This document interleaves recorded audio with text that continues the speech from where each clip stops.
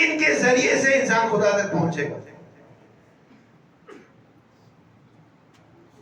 بنا عبد اللہ و بنا عرف اللہ. ہمارے ذریعے سے صرف خدا کی عبادت ہوگی. ہمارے ذریعے سے خدا کو تم پہچانتے ہو. لیکن اب یہاں ایک سوال ہے, کیا کوئی شخص مستقیماً خدا کی سمت نہیں جا سکتا؟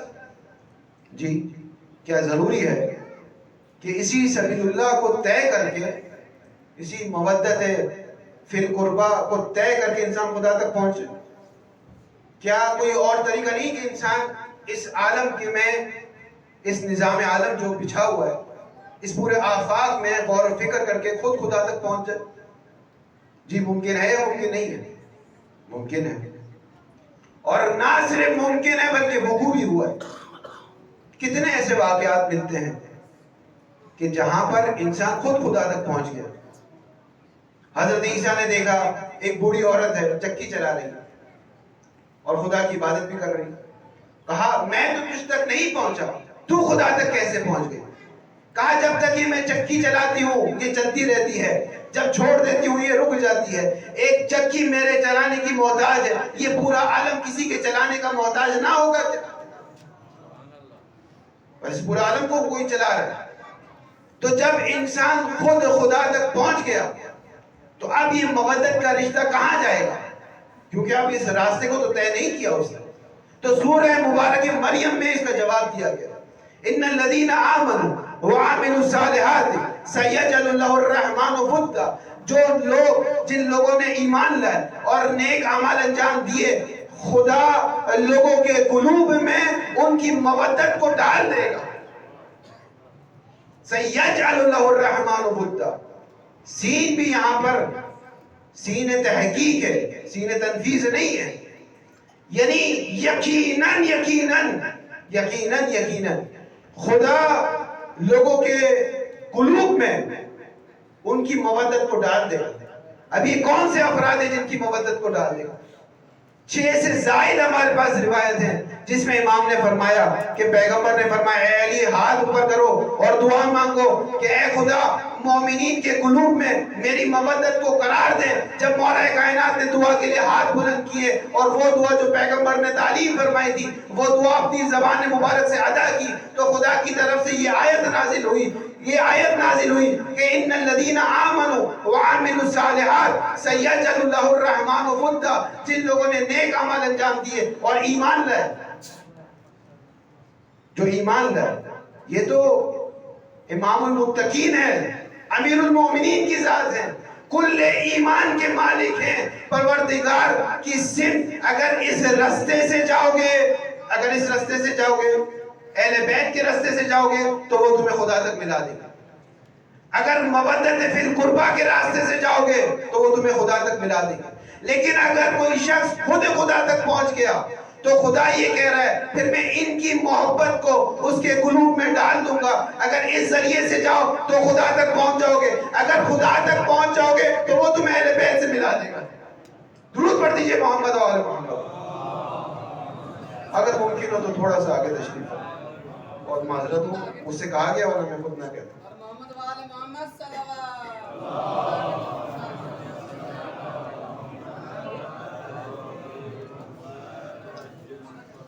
یہ ایسا ہی ہے جیسے اب یہ مثال ظاہر ہے, مثال ہوتی ہے, اس کو کما حقہ نہیں دیا جا سکتا.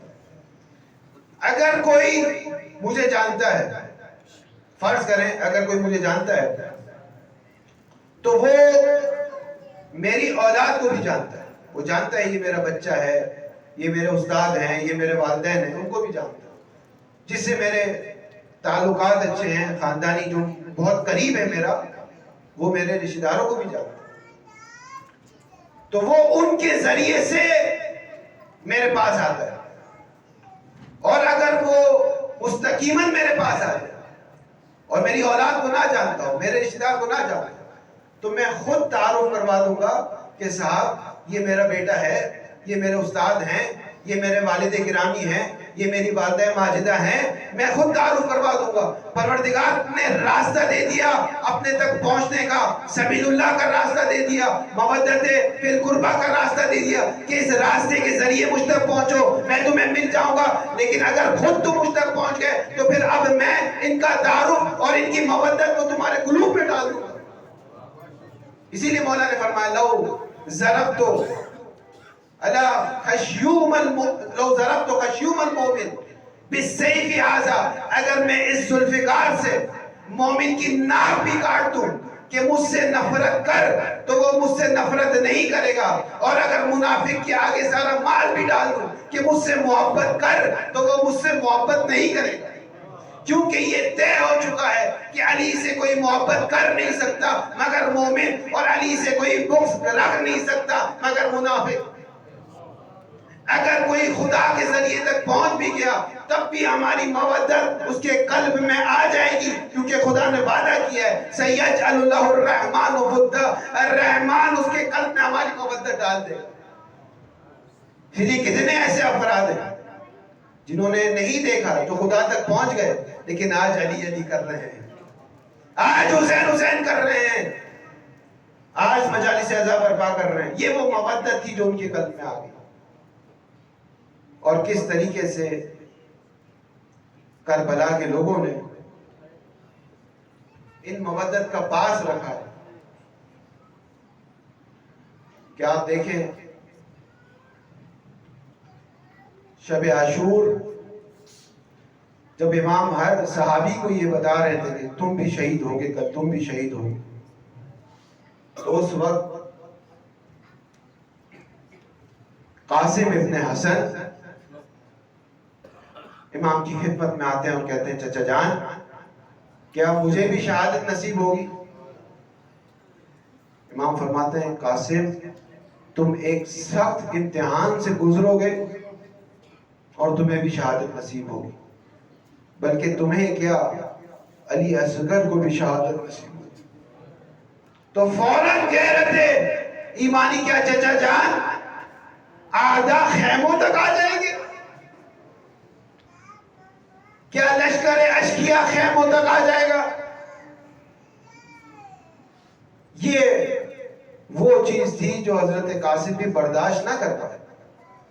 یہی نہیں کہ 40 سال تک سید سجاد روتے رہے الشام الشام الشام، کہ جب منہال نے کہا کہ امام شہادت تو آپ کا ورثہ ہے تو کہا منہال تو نے انصاف نہ کیا، شہادت تو ہمارا ورثہ ہے، لیکن علی کی بیٹیوں کا بھرے بازاروں میں آنا اس انداز میں کہ ردائے سر پر نہ ہو، یہ تو ہمارا ورثہ نہ تھا۔ اب اگلے دن روز عاشور حضرت قاسم آئے ہیں اور کہا چچا جان مجھے اجازت دے جنگ کے لیے۔ امام نے منع کر دیا، کہا نہیں قاسم تم یتیم حسن ہو، تم اپنی والدہ ماجدہ کے پاس ہو، اور روتے ہوئے خیمے کی طرف گئے اور کہا کہ اماں جان چچا مجھے اجازت نہیں دے رہے۔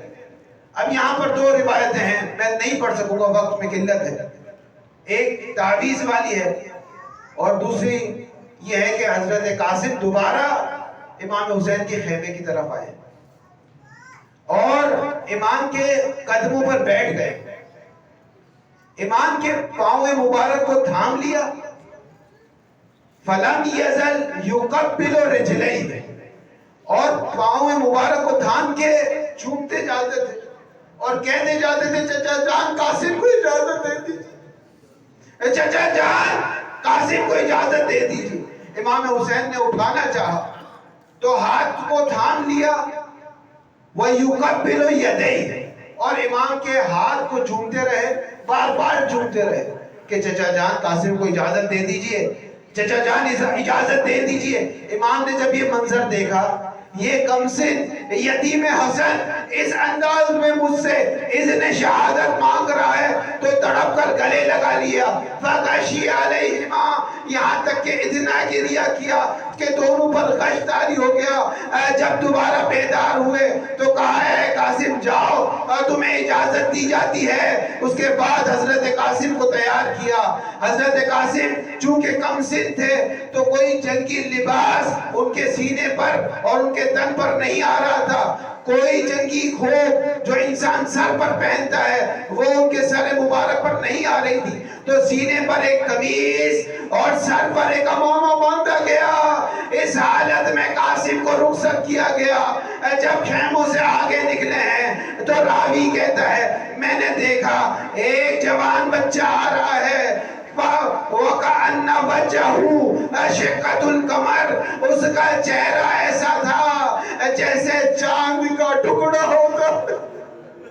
جو دشمنوں کی نگاہ میں، جو غیروں کی نگاہ میں چاند کا ٹکڑا ہو، وہ ام فروا کی نگاہ میں نہ جانے کیا ہوگا. کس دل کے ساتھ ام فروا نے اجازت دی ہوگی. قاسم جاتے ہیں، جنگ کرتے ہیں، لوگوں کو یاد دلاتے ہیں حیدری خون کیا ہوتا ہے.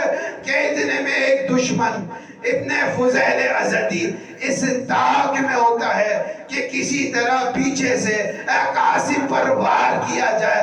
فَضَرَبُوهُ ابن فضیل الازدی فَفَلَقَهُ، پیچھے سے یہ ظالم وار کرتا ہے. حضرت قاسم کے سر پر چادر عمامہ تھا. حضرت قاسم کے سر پر جنگی کھوک نہیں تھا.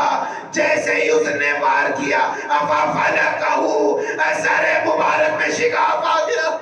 سر مبارک میں شگاف آ گیا. فَوَقَعَ عَلَى وَجْهِهِ، حضرت قاسم منہ کے بل زمین کربلا پر آ گئے اور آواز دی یا اماں، اے چچا جان، قاسم کی مدد کو آئیے. جس فضیل ازدی نے قاسم کے سر پر وار کی تھی اب وہ چاہتا تھا کہ قاسم کو شہید کر دیں، قاسم کے سر کو تن سے جدا کر دیں. بقیہ فوج پلٹنے لگی. یہ فضیل ازدی اب تلوار کو ہاتھ میں اٹھا کر قاسم کو قتل کرنا چاہتا تھا، سر کو تن سے جدا کرنا چاہتا تھا. اب مقتل کے جملے ہیں. امام نے خیمے سے جب اس منظر کو دیکھا، میرے حسن کا لاڈلا، میرے قاسم پر دشمن تلوار تان کے کھڑا ہے. امام ایسے نکلے فَتَجَلَّ الْحُسَيْنُ كَمَا يُجَلِّ الصَّقَرُ ثُمَّ شَدَّدَ اللَّيْثُ. امام ایسے بڑے ہیں جیسے عقاب اپنے شکاری پر بڑھتا ہے اور ببرے ہوئے شیر کی طرح حملہ کیا. وہ جو دشمن کا ہاتھ بلند تھا اس کے ہاتھوں پر وار کیا، اس کے ہاتھ کٹ گئے. کٹے ہوئے ہاتھوں سے فضیل ازدی نے آواز دی اے میرے لوگوں، میری مدد کرو.